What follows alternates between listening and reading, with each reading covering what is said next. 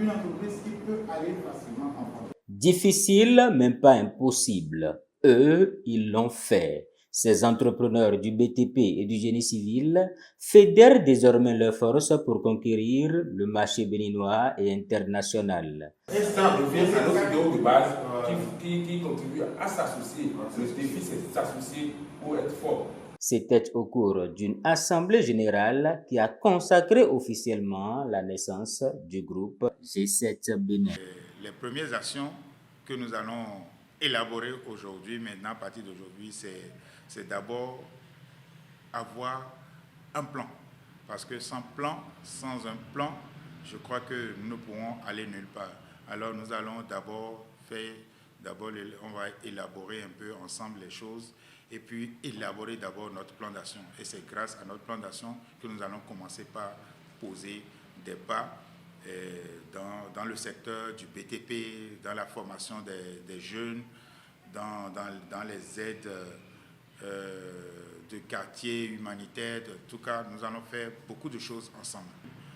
Nous allons pouvoir régler quelques problèmes des entrepreneurs, surtout du côté du BTP. On constate beaucoup de problèmes de sous-traitance et aussi les accidents sur les chantiers et aussi, comment on appelle, le non-respect du code des marchés publics. Alors, le groupe G7 Bénin va militer pour tout ceci. On voit aujourd'hui que les marchés publics sont énormes et aussi on constate qu'on n'a pas trop d'autonomie pour pouvoir accéder. Alors, avec ce groupe G7, je crois que nous allons nous battre pour pouvoir nous implanter, nous installer correctement au Bénin, comme cela se doit, pour pouvoir affronter les marchés ensemble, affronter les difficultés ensemble. À l'issue des travaux, un bureau a été élu avec à sa tête Carlos Awignan pour conduire la destinée du groupe. C'est avec un grand plaisir que je me retrouve aujourd'hui à la tête du groupe G7 Bénin. Et sincèrement, je remercie d'abord Dieu, je remercie les amis qui ont porté leur choix sur moi. G7 a été créé, élaboré pour gérer quelques problèmes des entreprises et aussi rester un peu dans le social pour pouvoir régler quelques difficultés que nous voyons dans notre société.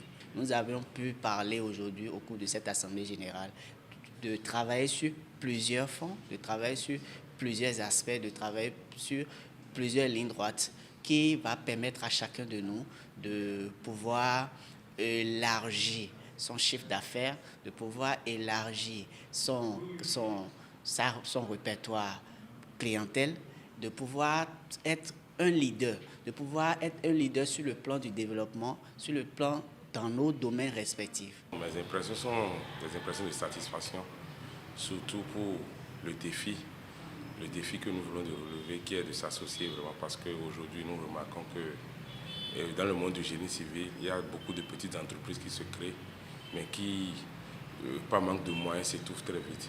Donc, grâce à cette association, nous pouvons, la main dans la main, se partager des opportunités, aller sur des défis professionnels, des défis liés à notre domaine ensemble et les surmonter afin que chaque entreprise puisse grandir.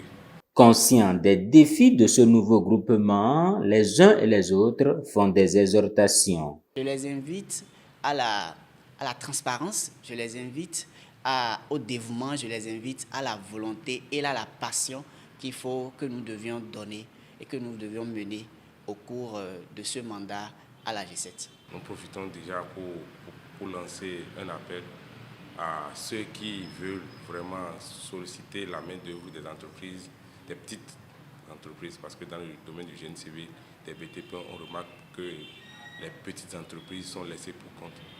Donc déjà, c'est la réussite et gagner la confiance des partenaires qui solliciteront les services de l'association. Depuis les différentes positions, plusieurs membres, il faut le rappeler, hors du territoire national, ont participé en ligne à cette assemblée qui se veut prometteuse pour chaque entrepreneur.